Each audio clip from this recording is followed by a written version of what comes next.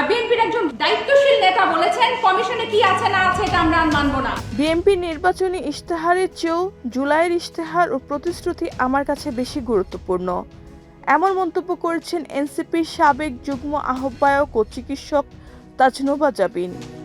নিজের verified Facebook আইডিতে দেওয়া এক পোস্টে তিনি এ মন্তব্য করেন। তাজনুবা বলেন, বর্তমানে সরকার স্বাভাবিক রাজনৈতিক ধারাবাহিকতার ক্ষমতায় আসেনি।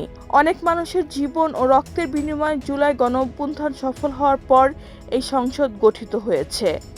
তিনি বলেন, সরকারের 180 দিনের কার্যক্রম মূল্যায়নে দলীয় নির্বাচনী ইশতেহারের চেয়ে জুলাইয়ের ওয়াদা বেশি গুরুত্বপূর্ণ।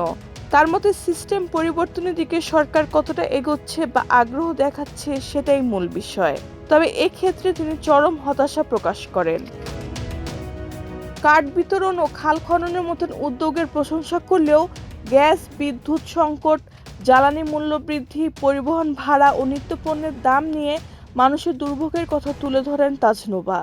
তিনি বলেন, এমন পরিস্থিতিতে কাঠ বিতরণ ও খাল খনন গৌণ মনে হয়।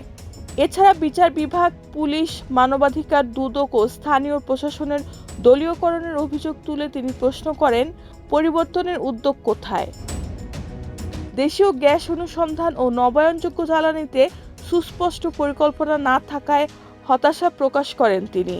তার মতে সংকট সমাধানে সময় লাগলেও জনগণকে আশ্বস্ত করার জন্য নির্দিষ্ট পরিকল্পনা ও সময়সীমা জানানো জরুরি।